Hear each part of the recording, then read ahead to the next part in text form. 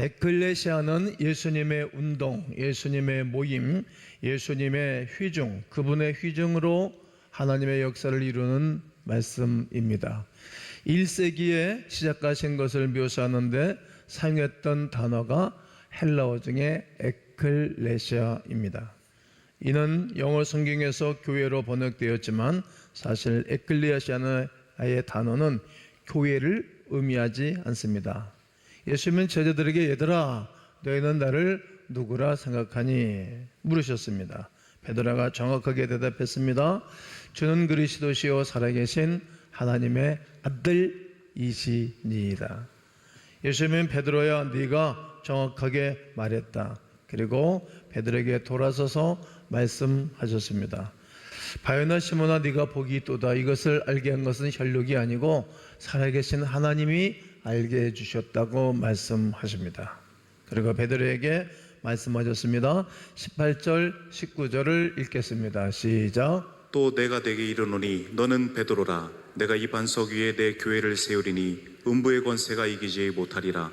내가 천국 열쇠를 내게 주리니 네가 땅에서 무엇이든지 매면 하늘에서도 매일 것이요 내가 땅에서 무엇이든지 풀면 하늘에서도 풀리리라 하시고, 이 반석 위에 네가 방금 내가 그리스도시요 살아계신 하나님의 아들이라고 선언한 그 선언 위에 이 반석 위에, 이 거대한 반석 위에, 이 신앙 고백 위에 내 교회를 세울 거다. 즉 에클레시아를 세울 것이라고 선언하신 것입니다. 우리는 영어 성경에서 교회, 처치라고 되어 있지만 그 단어는 에클레시아입니다. 나는 나의 모임을 세울 것이다. 따라해보세요. 나는 나의 모임을 세울 것이다. 나는 나의 휘중을 세울 것이다. 나는 나의 운동을 세울 것이다. 이 말이래요. 나는 나의 휘중을, 운동을 계속 하게 될 것이라는 말씀입니다. 2000년 전에 이 말씀을 하셨을 때 사람들이 무슨 뜻인지 알 수 없을 것이고 2000년 이후에 어떤 일이 일어날 것을 상상하지 못했을 것이죠. 이제 우리가 하는 일들, 이런 일들이 10년, 100년, 1000년, 2000년 후에 어떤 일이 일어날 것인지를 아무도 모르는 거예요. 예수님은 아시고 이미 말씀하시는 것입니다. 이처럼 문화적으로 변해왔고 문화적으로 변해하는 것이 있지만 변하지 않고 변할 수 없으며 감히 변하면 안 되는 것들이 있습니다. 바로 예수님께서 그분의 에클레시아를 위해 세우신 원래의 사명입니다. 할렐루야. 이거는 바뀔 수 없다는 거예요. 교회가 방향을 잃으면 모든 것이 이상해지겠지요. 교회가 길을 벗어나면 사람들이 상처를 받고 예수님의 이름으로 상처를 받습니다. 그런 일이 우리에게 일어나지를 원치 않습니다. 사랑하는 성도 여러분, 우리가 바로 이 세대의 교회입니다. 우리는 교회인 것입니다. 옆에 분한테 해보세요. 우리는 교회입니다. 교회 밖에 있는 사람들, 기독교인이 아니거나 과거에 기독교인이었던 사람들이 기독교와 교회에 대해 생각할 때 그들은 여러분과 우리를 생각합니다. 우리는 기독교가 어떤 모습인지, 어떻게 행동하고 반응하는지를 결정합니다. 그래서 우리는 이것을 제대로 해야 합니다. 즉 우리는 다음 세대를 위해서 존재해야 합니다. 그리고 우리가 제대로 해야 할 두 가지 특별한 것들이 있습니다. 지금 당장 제대로 해야 할 두 가지 매우 실질적인 것입니다. 어쩌면 약간 기본적이고 기초적인 내용일 수 있습니다. 하지만 감히 벗어나서는 안 되는 것들이 있습니다. 그렇지 않으면 우리는 길을 잃게 될 것이기 때문입니다. 그 중에 하나가 우리는 교회를 재정적으로 지원하기 위한 계획을 세우고 헌신해야 합니다. 모든 사람이 교회를 재정적으로 지원할 계획이 있어야 하는 것입니다. 왜냐하면 누군가가 여러분들 위하여 그렇게 했기 때문입니다. 생각해 보십시오. 여러분들이 어렸을 때 교회에서 자랐다면 너무나 잘할 것입니다. 여러분을 위한 목회자가 있었습니다.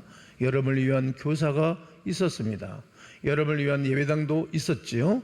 여러분을 위한 의자도 있었고 전기도 들어왔고 마이크도 있었습니다. 누군가의 헌신과 지원으로 이미 준비된 것들이 여러분들을 기다리고 있었습니다. 여러분이 성인이 되어 교회로 돌아왔을 때도 역시 마찬가지입니다. 모든 것이 이미 여러분을 위해 준비되어져 있었습니다. 교회는 교회적인 단어로 말씀드리면 여호와 이레, 하나님이 준비해 놓은 것들입니다. 출애굽기 30장 13절로 14절을 보면 무릇 계수 중에 드는 자마다 성소의 셋겔로 반셋겔을 낼지니 한 셋겔은 20게라라 그 반셋겔을 여호와께 드릴지며. 14절 다 함께 있습니다. 시작. 계수 중에 드는 모든 자 곧 20살 이상 된 자가 여호와께 드리되. 그렇습니다. 20살 이상 된 모든 사람들은 반드시 성전세를 내게 한 것입니다. 성전을 위한 헌금입니다. 반드시 내도록 성경은 규정해 놓았습니다. 그러면 예수님은 어떻게 하셨는가 살펴봐야 하겠죠. 마태복음 17장 24절로 27절인데 24절, 25절은 내가 읽겠습니다. 가버나움에 이르니 반셋겔 받는 자들이 베드로에게 나와 이르되 너희 선생은 반셋겔을 내지 아니하느냐. 이르되 내신다 하고 집에 들어가니 예수께서 먼저 이르시되 시몬아 네 생각은 어떠하냐.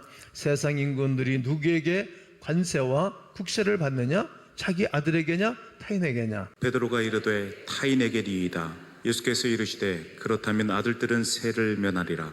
그러나 우리가 그들이 실족하지 않게 하기 위하여 네가 바다에 가서 낚시를 던져 먼저 오르는 고기를 가져 입을 열면 돈 한 세겔을 얻을 것이니 가져다가 나와 너를 위하여 주라 하시니라. 아멘. 여러분 이 국세나 세금을 다 내는 것이 하지 않습니까? 여러분도 내잖아요. 저도 내죠. 다 낸다는 거예요. 그럼 자녀는 내냐? 그렇지 않습니다. 타인이 내는 거다. 이렇게 말씀을 하셨어요. 그러니까 이제 예수님이 제자에게 말하는 거예요. 가가지고 낚시질을 해. 낚시질을 하면 고기가 동전을 물고 나올 거다. 그걸 가지고 성전세를 예수님도 내신 것입니다. 구약에 있는 모든 말씀들을 예수님이 행하신 것입니다. 이제는 여러분의 차례이고 이제는 저의 차례입니다. 한 세대가 우리를 위해 했던 것처럼 우리가 다음 세대를 위하여 우리가 이런 일들을 해놔야 되는 것입니다. 그러므로 여러분은 교회를 재정적으로 어떻게 지원할 것임을 계획을 세워야 합니다. 우리가 이 세대도 우리가 그리스도 예수를 위해서 에클레시아 교회 휴증과 교회 모임을 위해서 희생하는 교우들을 통해서 이 구원의 거룩한 역사가 올로 일어나고 다음 세대도 준비하는 은혜가 우리 교회 가운데 여러분 가운데 있게 되기를 주님의 이름으로 축복하고 축원합니다. 둘째, 우리 모두 해야 할 일이 있습니다. 우리 모두 해야 할 일이 있습니다. 시작. 세 가지 작은 어려움이라고 부르는 것에 귀를 기울이시기를 바랍니다. 마트에서든 쇼핑몰에서든 동네에서든 직장에서든 어디를 가든 어디에 있든 다음 세 가지 작은 어려움 중 하나를 들을 때마다 우리는 정확한 반응을 보이셔야 할 것입니다. 어떤 반응이십니까? 나는 이 동네에 얼마 전에 이사 왔어요. 그러면 반응을 보여야 되겠죠. 여러분 아파트 단지에 누가 이사하면 그쪽으로 먼저 가서 더우니까 음료수도 가지고 가서 사과도 가져가고 수박도 요즘은 더우니까 쭉쭉 해가지고 가서 하나 잡수세요. 그리고 이사 오셨군요. 환영합니다. 또한 일이 잘 안 풀리는 사람들이 많습니다. 우리는 무슨 일이든지 안 풀리는 사람들, 어려움을 당하고 있는 사람들에게 아무 때나 도와줄 수 있는 그런 마음조세가 필요합니다. 무언가 준비되지 않는 것에 대해 준비시켜줘야 할 일들이 우리에게 준비가 되어져 있어야 됩니다. 여러분 그들에게 우리 교회 와서 저와 함께 앉으십시오 이렇게 말하면 됩니다. 누군가 이 지역에 새롭게 이사 왔을 때 오히려 접근하기가 쉽고 말하기가 쉬울 것입니다. 교회 다니시는 분인지는 모르겠지만 저는 좋은 교회 다녀요. 오셔서 저와 함께 앉으시지 않겠어요? 이렇게 말이죠. 그렇습니다. 여러분과 제가 어려움을 토로하고 힘들어 어려움을 말하는 그런 사람들 옆에 계셔 주셔야 되고 함께 예배당에 앉아주는 것입니다. 제가 교육자들을 통해서 감사한 이야기를 많이 들었습니다. 청년부는 매달 첫째 주마다 송내역에 나가서 노방전도를 합니다. 그리고 주변에 쓰레기를 줍습니다. 그리고 찬양을 부릅니다. 어떤 이는 이를 통해서 교회에 출석하기도 하였습니다. 쓰레기를 줍고 거리에서 찬양하고 전도하는 행위를 통해서 사람들의 관심이 교회를 향해서 있는 거예요. 광교를 통해서 저렇게 많은 젊은이들이 변해있구나. 그리고 교회 오고 싶은 마음이 드는 것입니다. 또 청소년부는 목요일 아침 식사를 못하고 등교하는 학생들을 위해서 빵과 음료를 제공합니다. 1년에 많은 재정을 교회가 투자하고 섬기고 있습니다. 그저 빵과 음료를 나눠줄 뿐인데 그로 인해서 아이들이 교회에 오고 교회에 오는 학생이 또 다른 아이들을 데리고 와서 청소년부에 좋은 반응을 보이고 있고 예배하고 있습니다. 작년부는 어떻습니까? 코로나 기간 여러 가지 이유로 교회를 오지 않으셨던 분들이 요즘 다시 돌아온 분들이 계시고 또 이렇게 저렇게 힘들어 살던 분들이 교회 등록하는 분들이 계셔요. 아주 좋은 반응입니다. 함께 천국 가야 할 사람들이고 함께 하늘나라 가서 앉아야 할 사람들이고 함께 교회에 의자에 앉아서 하나님을 집중하고 경배하는 분들이 되는 것입니다. 이때 우리가 잘해야 됩니다. 이제 우리가 해야 할 일이 있다면 아멘 해보세요. 먼저 다가가야 합니다. 먼저 다가가야 되는 거예요. 이렇게 복음을 전해주고 친절하게 사랑을 나눠 드리는 것입니다. 그런데 이 세 가지 어려움의 최악의 상황이 무엇일까요? 그들이 여러분과 나를 바라면서 피우는 것입니다. 무시하는 것입니다. 무슨 교회? 당신의 교회 안 가요? 나는 싫어요. 예수 믿는 사람들 싫어한다고 이렇게 말할 때 우리는 최악의 상황이죠. 별로 기분도 안 좋아지고 감정도 상할 수 있을 것입니다. 거절의 고통이 얼마나 큰지 저는 너무나 잘 압니다. 성도 여러분, 이는 의를 위해 박해를 받은 것일 뿐입니다. 하지만 그것을 버텨내고 이겨내면 하늘의 상급이 매우 큽니다. 아멘이십니까? 마태복음 5장 10절로 12절을 함께 크게 읽습니다. 시작. 의를 위하여 박해를 받는 자는 복이 있나니 천국이 그들의 것임이라. 나로 말미암아 너희를 욕하고 박해하고 거짓으로 너희를 거슬러 모든 악한 말을 할 때에는 너희에게 복이 있나니 기뻐하고 즐거워하라. 하늘에서 너희의 상이 큼이라.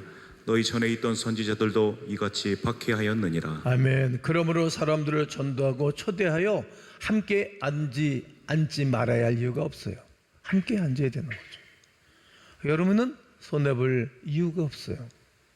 복음이 증거되어서 함께 앉으면 우리는 상급이요 면류관이요 기쁨이요 자랑이 될 것이고 하늘의 별처럼 우리의 이름이 빛나게 될 것입니다.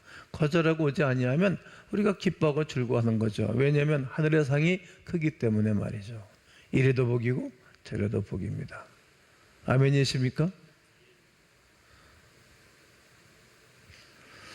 왜 이것이 중요한지 말씀을 드리겠습니다. 저는 우리 교회가 지역과 온 세상에 영향을 미치는 외형적인 교회가 되기 원하기 때문입니다. 무수히 말씀을 많이 드렸어요. 화살을 바깥으로 쏘던 교회, 계속 바깥을 향해서 이 복음의 화살, 사랑의 화살, 하나님의 은혜의 화살을 쏘아야 할 이유가 있기 때문입니다. 그리고 더 중요한 것이 있습니다. 만약 여러분이 전도하는 사람이라면, 만약 여러분의 이웃을 초대하는 것을 삶의 습관으로 삶으신다면 우리 교회는 계속해서 환영하는 교회가 될 것입니다. 하나님이 기뻐하는 교회가 될 것입니다. 환영의 문화가 완전히 자리를 잡을 것이기 때문입니다. 한 분 한 분을, 그냥 오시는 분을 두지 마시고 잘 다가가셔야 돼요. 예배를 마치고 난 다음에도 같이 안내를 하고, 좋잖아요. 커피 또 내릴 수 있게 되어지고 돈 안 들어가잖아요. 커피도 뽑아주고 옆에 분 옆에 서 있는 것이죠. 한번 따라해보세요. 환영합니다. 반갑습니다. 잘 오셨습니다. 고맙습니다. 아름다우십니다. 잘 됩니다. 계속 잘 됩니다. 끝까지 잘 됩니다. 영원토록 잘 됩니다. 이렇게 말하면서 다가가는 주인의식이 필요합니다. 또 어떤 유익이 있는지 아십니까? 여러분, 처음 온 사람 옆에 앉아 그들의 귀를 듣고 그들의 눈을 보고 그들을 통해 겸하는 것처럼 우리가 하는 모든 것을 평가할 것입니다. 평가를 반드시 하게 될 것입니다. 여러분은 그리스도인이기 때문에 무엇을 해야 되는지, 어디에 주차를 해야 되는지, 어떻게 돌아가고 교통 체증 전에 어떻게 해야 할지를 이미 다 압니다. 예배를 마치고 나면 5층으로 올라가서 식사할 것도 알고요. 어떻게 식판을 받는 것도 알고 다 알아요. 그러나 전문분들은 모르는 거예요. 처음 등록한 분들을 성기미를 붙여주면 성기미만이 혼자 하는 것이 아니라 성기미가 못할 때는 또 다른 분한테 부탁을 해서 잘 안내해야 되겠죠. 이것이 주인의식인 거예요. 그러므로 만약 여러분이 초대하는 사람이라면 여러분은 우리 교회가 계속 환영하는 교회가 되도록 우리 교회가 계속해서 와서 보십시오. 와서 나와 함께 앉으십시오. 와서 보십시오. 와서 함께 앉으십시오. 이렇게 하는 교회가 되도록 도울 것입니다. 그것이 교회의 기능입니다. 해야 할 일입니다. 오늘 본문 1장 46절 하반절에 보면 필립이 이르되 와서 보라 하니라. 필립이 이르되 와서 보라 하니라. 이 필립을 여러분 이름으로 넣는 거예요.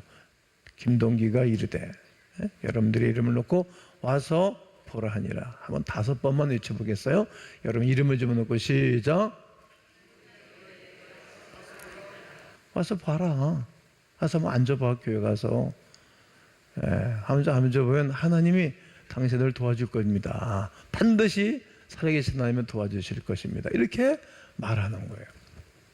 그리고 만약 그렇게 한다면 여러분은 모든 올바른 것에 대해 불평할지 모릅니다. 그런데 그러한 불평이 교회를 더 나음을 잊게 만들 것입니다. 그러한 불평이 교회를 더 환영하는 문화, 환영하는 예배 운동, 환영하는 공동체로 성장하고 바뀔 것이기 때문입니다. 하지만 교회 사람들을 초대하는 것을 멈추면 성도는 어리석은 것, 정말 사소한 것, 아무것도 아닌 것 때문에 불평하기를 시작해요. 교회가 해야 할 일을 하지 않으면 이상한 행동을 해요. 저는 고향교회에서부터 많이 봐왔어요. 다른 교회들도 많이 가서 집회를 가봐서 내가 많이 봐봤어요. 지난주에도 4일 동안 집회했고 그 전주에도 4일 동안 집회하고 미국 가서도 한 주간 집회를 했어요. 하나님의 교회가 하나님의 백성들이 해야 할 일을 하지 않으면 엉뚱하다. 엉뚱한 새 불평하고 원망하고 공격하고 경쟁하고 이런 것에 사소한 것에 시간과 몸과 마음과 기능을 뺏긴다는 거예요. 그리고 가장 어리석은 일로 다투고 싸우고 분열합니다. 우리 교회가 35년 동안 다투거나 분열하지 않고 다가왔던 이유는 하나님이 기뻐하는 교회를 만들기 때문인 거예요. 하나님이 원하시는 교회를, 또 목사도 늘 긴장하고 깨어있어서 거기에 초점을 맞추기 때문입니다. 그러므로 저는 여러분이 안주하는 항구 같은 교인이 아니라 환영하는 주인이 되기를 권면합니다. 항구는 무엇입니까? 언제고 배가 오면 정박할 수 있도록 만든 장소입니다. 그저 배를 꽁꽁 묶어둘 뿐입니다. 항구 같은 교회는 어디에 주차해야 되는지, 어디에 앉아야 되는지, 어떤 장소에 가야 되는지, 어디에 가야 밥을 얻어먹는지, 어디에 가야 편안한지를 다 놓고 이쪽에 누군가를 위해 자리를 맡아두고 모든 것을 다 계획해 놓았습니다.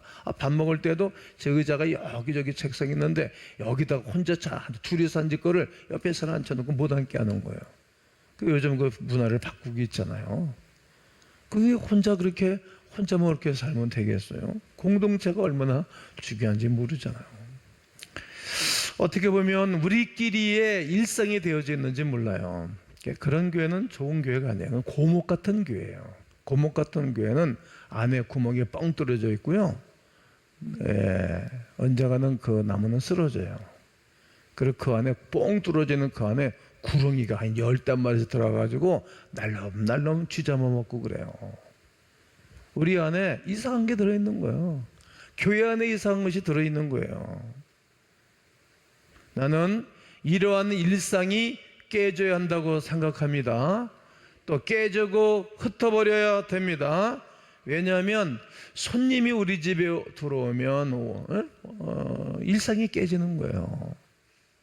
모처럼의 귀한 손님이 왔으면 더 그럴 것입니다. 갑자기 손님이 찾아오면 어떻게 합니까, 여러분?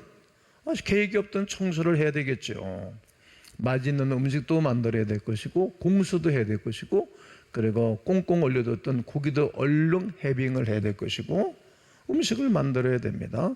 손님이 오면 버선발로 나가야 그 집이 찾아오는 분이 기쁠 것이기 때문입니다. 이는 일상이 아니요 특별한 상황입니다.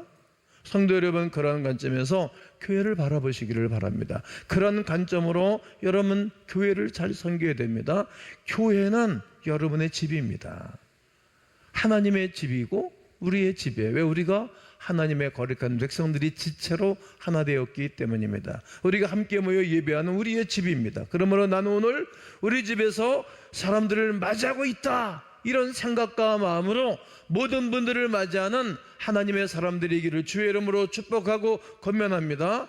그 예배당에 좀 일찍 좀 오십시오. 몇 시간 탁 떼서 오시지 마시고 뭐 한 10분 20분 일찍 오면 좋잖아요. 성공하는 사람들을 바라보면 일찍 가는 거예요. 성도 여러분, 오늘 말씀을 통해 우리는 각자의 자리에서 부름을 받고 있다는 사실을 깨닫고 계실 것입니다. 오늘 설교에 강조한 것처럼 여러분 재정을 계획하고 준비하고 한번 드려보십시오. 우리 다음 세대를 위해서 이제부터 우리 성전 건축 헌금을 드리면 좋을 것 같아요. 언제 하게 될는지 몰라요. 저는 그냥 안 하고 은퇴하면 편하겠죠. 그러나 성경이 그러니까 준비하시면 좋을 것 같아요. 저도 이미 얼마 정도 해야 되겠다 이미 마음을 정했어요. 뭐 이런 건 난 아내하고 상의하지 않아요. 왜? 이건 내가 할 일이니까 하나님 앞에. 언젠가 우리는 이 땅을 떠나게 되겠죠. 떠나고 하늘나라 가서 이 땅을 다 바라보고 있을 거예요. 야, 내가 저 일을 시작해놓고 심어놓고 왔는데 다음 세대들이 저렇게 혜택을 누리고 살고 있구나. 그런 이 일 중에, 많은 일을 한 일 중에 이것 말고 너 귀한 일은 없어, 이렇게 고백하게 될 거예요. 이웃을 초청하고 환영해 주십시오. 그리고 기꺼이 섬겨 주시는 것입니다. 하나님께서 우리에게 맡기신 이 거룩한 부르심에 아멘이라고 응답하시기를 권면합니다. 이제 마지막 주에는 우리가 5주차에는 에클레시아 교회 가정 하나이니까 이제 한 가정에서 예배를 담당하게 될 것입니다. 그때는 6월 마지막 주에는 1부, 2부 예배는 없습니다. 2부의 성가대 대원들은 3부 예배에 함께 성가대 서십시오. 우리에게 하나 아니겠어요? 교회, 한 교회 아니겠어요?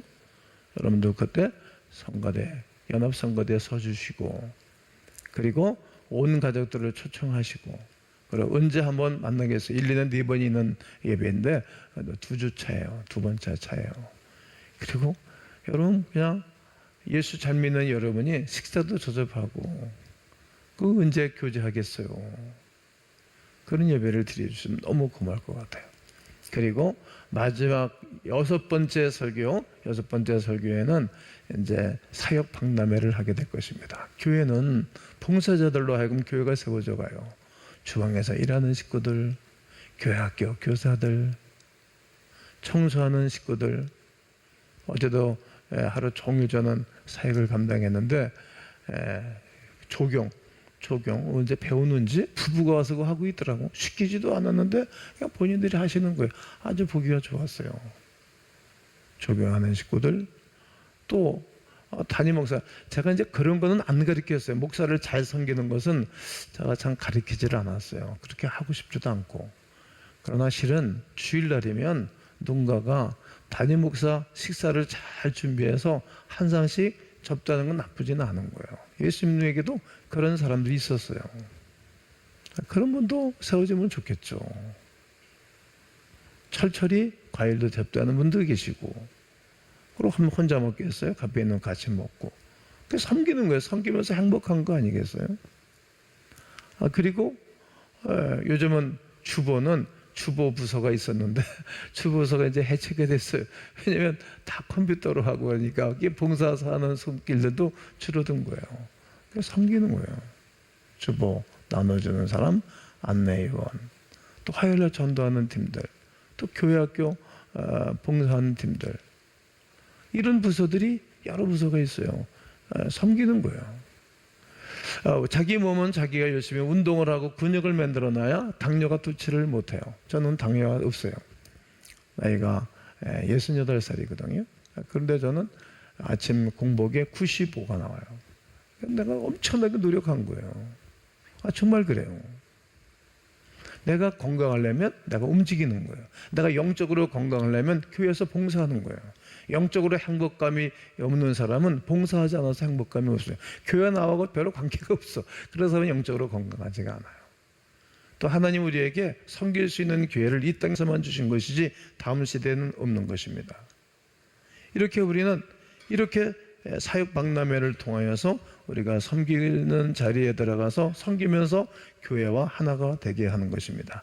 우리의 작은 순종이 개인의 삶을 변화시키고 교회를 새롭게 하며 다음 세대에게까지 놀라운 영적 유산을 물려줄 수 있음을 나는 믿습니다. 주님의 몸된 교회를 세우는 일에 우리 귀하게 쓰임 받으시기를 주 예수 그리스도의 이름으로 축원합니다.